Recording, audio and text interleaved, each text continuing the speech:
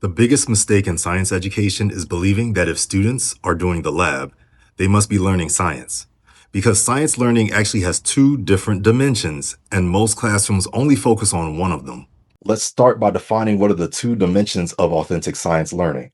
The first is the most practical. It's probably the one that we do regularly as science teachers, which is technical authentic science learning, or technical ASL.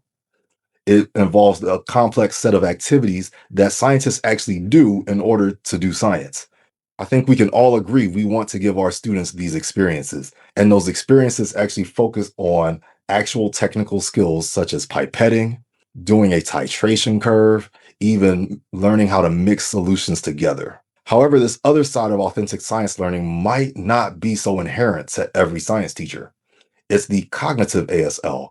It's about making scientific content relevant to students' lived experiences, and it focuses on developing comprehension skills in students. If you are a recent and relevant science teacher, then I think we all agree that we want to make these experiences connect with our students' lives. We want to show them how the science connects. However, I don't think we necessarily do a good job at focusing on the comprehension skills. We focus more on the technical ASL, but we actually, deep down on the inside, want our students to relate to the content and the skills that we're teaching.